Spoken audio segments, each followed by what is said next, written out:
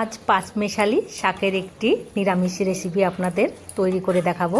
ভিডিওটি স্কিপ না করে সম্পূর্ণ দেখার অনুরোধ রইল। আমি এখানে 5 রকমের শাক নিয়েছি। লাউ শাক, কুমড়ো শাক, পালং শাক, বথুয়া শাক আর আছে পুঁই শাক। রেসিপিটির জন্য সবজি নিয়েছি একটা আলু, একটা বেগুন আর একটা টমেটো। কড়াই গরম হতে বসিয়ে দিয়েছি। প্রথমে আমি কিছু শুকনো মশলা ভেজে নেব। দিয়ে দিয়েছি 2টো শুকনো লঙ্কা। এই মশলাটা কিন্তু আপনারা অতি অবশ্যই ব্যবহার করবেন, কারণ এই রেসিপিতে কিন্তু এই মশলাটাই সবথেকে বেশি গুরুত্বপূর্ণ। দিয়ে দিয়েছি একটা তেজপাতা টুকরো করে আর কিছু গোটা জিরে। মশলাগুলো 1 মিনিট ভেজে নিলে কিন্তু ভাজা হয়ে যাবে।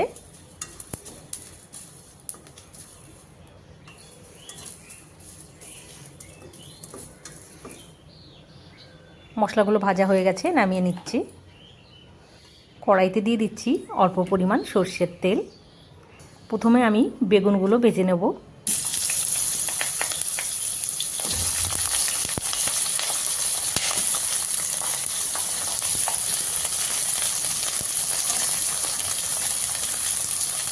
বেগুনগুলো একটু লালচে করে ভেজে নিতে হবে।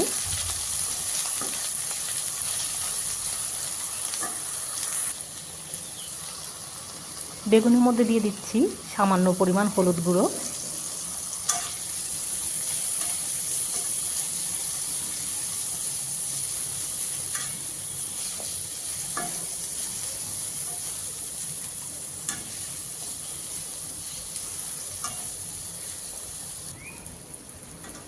বেগুন খুব সুন্দরভাবে লালচে করে ভেজে নিয়েছি। এবার তুলে নেব।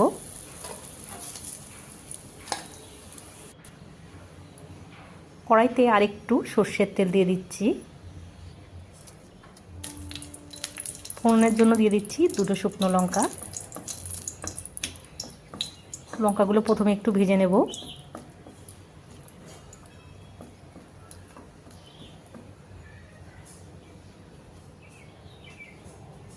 লঙ্কাগুলো একটু ভেজে নিয়ে এবার দিয়ে দিচ্ছি আদা বাটা।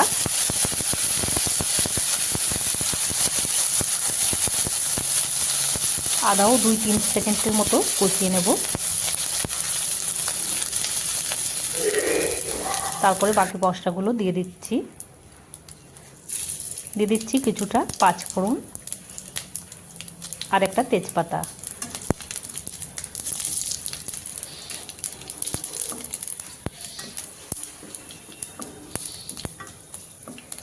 ফোড়ন 3-4 সেকেন্ডের মতো ভেজে নিয়েছি।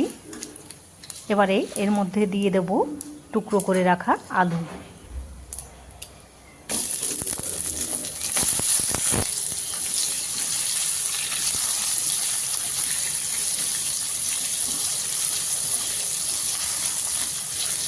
আলুগুলো প্রথমে একটু ভালো করে ভেজে নিতে হবে।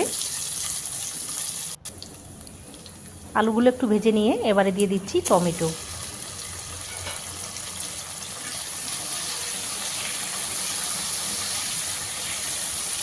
টমেটো কিন্তু খুব ভালোভাবে ভেজে নিতে হবে, তাহলে কিন্তু কালারটা খুব সুন্দর আসবে।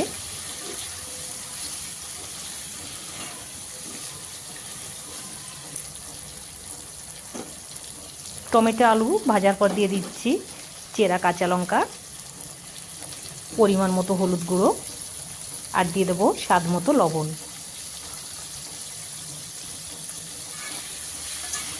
সব কিছু আমি আরও 2 মিনিটের মতো কষিয়ে নেব। টমেটোগুলো একটু ম্যাশ করে দিচ্ছি, তাহলে কালারটা ভালো আসবে।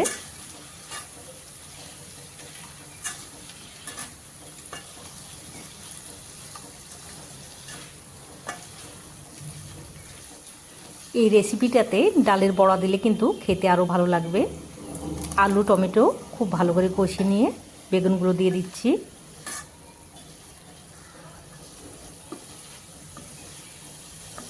বেগুনগুলো একটু নেড়ে নেব টমেটো আলুর সঙ্গে।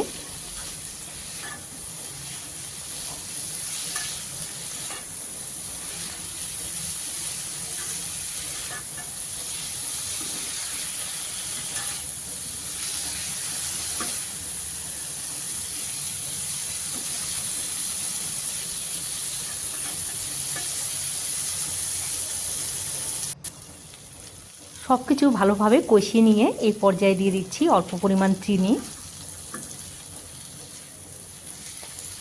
চিনিটা চাইলে আপনারা স্কিপ করতে পারেন।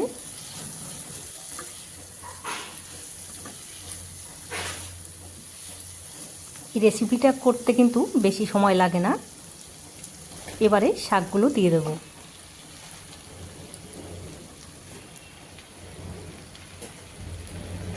এরকম পাঁচমিশালি শাক রান্না করলে কিন্তু অপূর্ব হয় খেতে। আপনারা অবশ্যই একবার ট্রাই করবেন।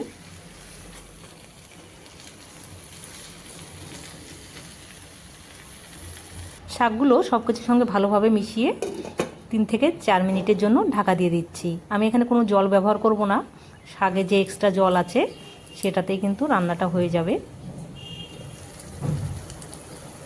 দেখুন শাক থেকে কতটা জল বেরিয়েছে। এই জলটা কিন্তু শুকিয়ে নিতে হবে।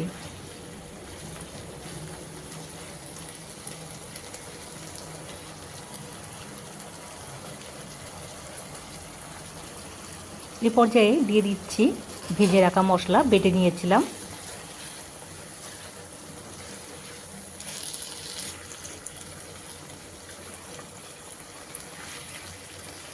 এই মশলা কিন্তু জিরে বাটাটা এই নিরামিষের স্বাদকে কিন্তু দ্বিগুণ করে তুলবে।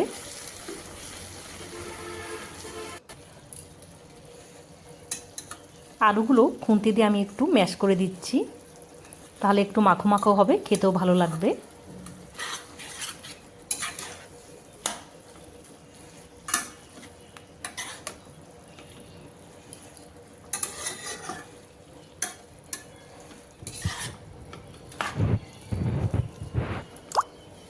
রান্নাটা প্রায় আমার হয়ে গেছে।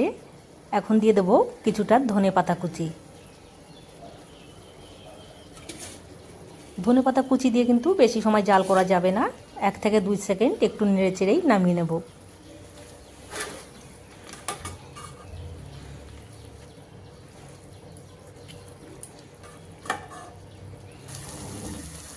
নিরামিষ রান্না কমপ্লিট হয়ে গেছে, এবার নামিয়ে নেব।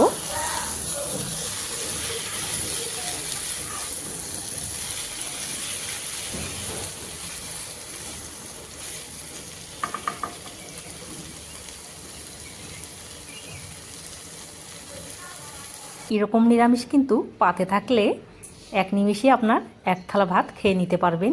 ভিডিওটি ভালো লাগলে লাইক, শেয়ার, সাবস্ক্রাইব করবেন।